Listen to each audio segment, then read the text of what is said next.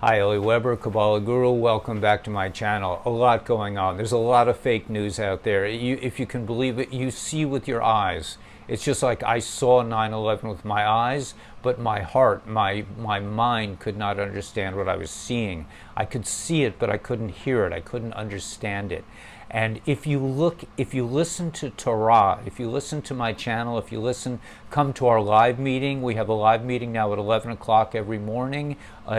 Torah, Tanya, and coffee, 11 a.m. Eastern Standard Time. We also have meetings twice a week in the evening, Wednesday and Sunday, 7:45 Eastern Standard Time. Please come to the live meetings.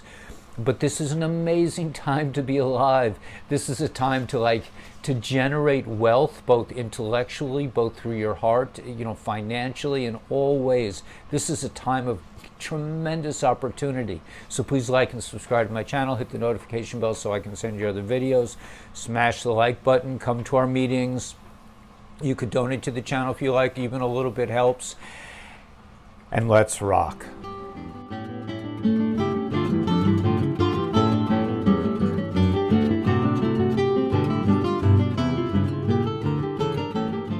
If you look at the news today, you're going to be seeing things that'll blow your mind. I mean, it's just like the whole cabal, the whole evil cabal, this whole evil structure is completely exposed. This is the greatest sting operation that ever took place in human history. I mean, this whole thing with, the presidents and the election. I mean, okay, so where do I get all this from? Am I joyful because I looked at the news? I did look at the news this morning. I look at my news sites, but I also looked at Torah. And in Torah, okay, so now Joseph is taking down to Mitzrayim. He's taking down to Egypt. He's been sold as a slave by his brothers. I mean, and if you're at Thanksgiving today, man, they all want to sell you down, right? They all want to put you away. I have a lot of viewers, a lot of my friends are telling me that their spouses want them committed. I mean, they want them to see therapists because they don't believe what their eyes are seeing. That's the fake news, man. Okay, so anyway, this is why Torah. This is why the Alter Rebbe said, "Live with the times," and he meant live with the Torah portion of the day. If you're not hip to the Torah, man, just come to our live meetings, 11 o'clock. We do it. We relate it to what's going on in the world. I mean, I don't know why I don't get more hits, but that's, whatever. People are where they're holding. Everyone's holding where they're holding. But this is like a classic example of why it's so important to know the Torah portion of the day and to read a little Tanya every day. I'm not going to speak about that in a little bit.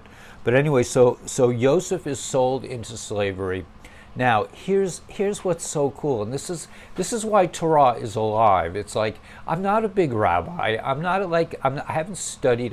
My Hebrew is like, I started learning. I got religious when I was in my 40s, so my Hebrew is like, it's pretty. It's pretty. I speak like maybe like a 7-year-old, maybe on a good day.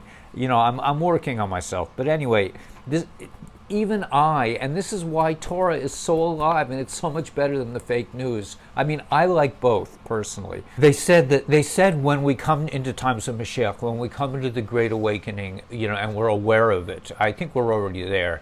We're going to look back at this time and say, man, those are the best times because I could really convert evil into good. I could really, do something with my life. I could grab my sense of purpose. I could take the coals and polish them off and make them into diamonds. That's what this is all about. I mean, even on an investment scale, look at it. Silver and gold are still really cheap. You can still buy cryptos like Stellar for, 32 cents. I mean, you're going to look back at this someday and go like, wow, God forbid, I don't want anyone to miss this. Anyway, this is a time to accumulate all the jewels that are just out there for free, and the big jewel is Torah.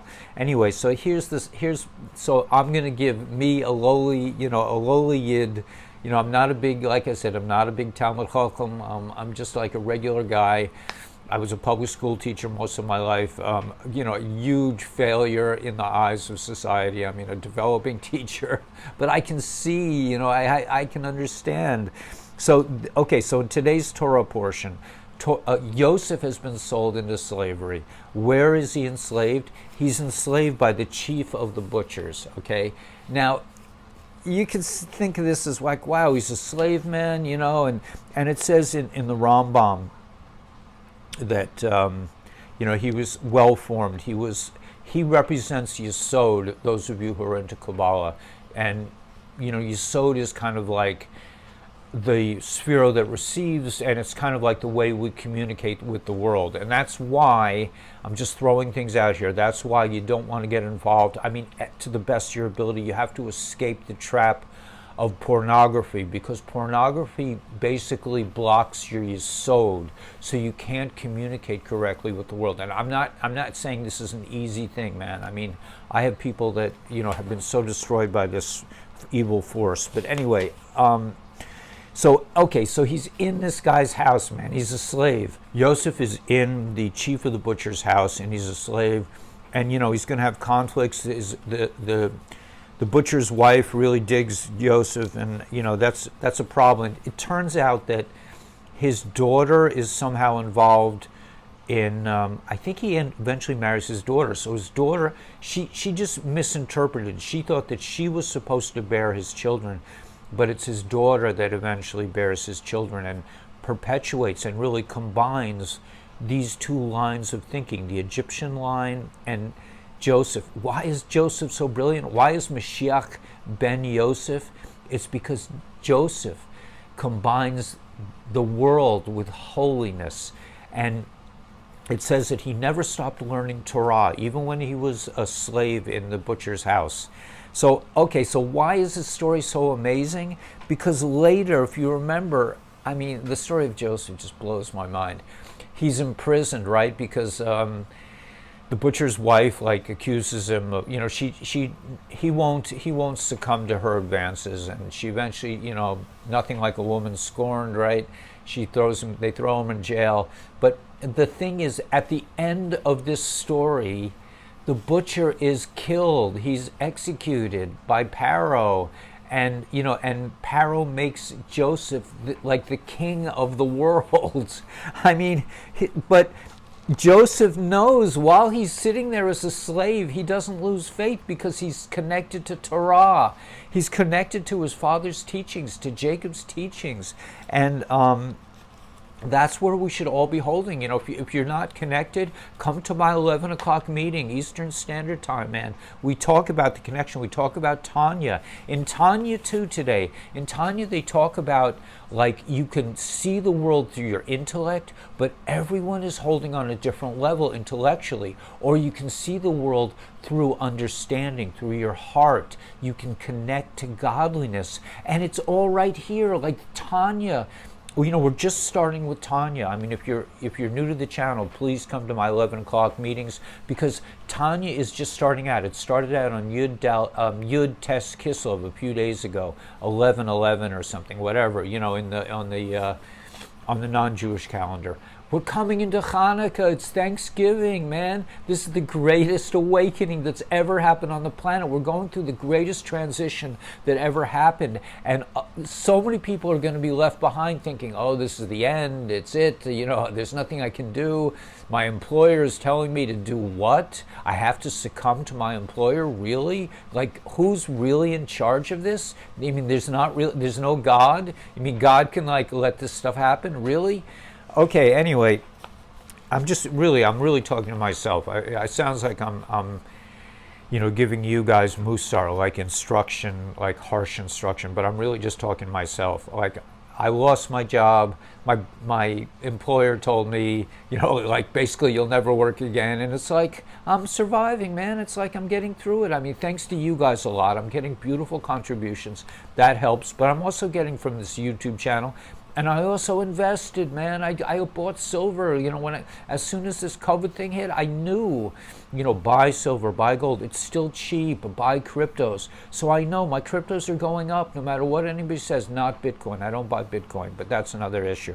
Bitcoin is going up, but whatever. We could talk about that later. We'll talk about that. If you have questions, we'll talk about that. Anyway, the point is like this: Joseph is a slave in this guy's house. at the end of the story, Joseph is the master, he's the ruler of the world, and this guy gets executed. I mean, how much more news do you need? That's really what this is all about. All these evil players. There's something like 190,000 sealed indictments, and each indictment can hold 99 people.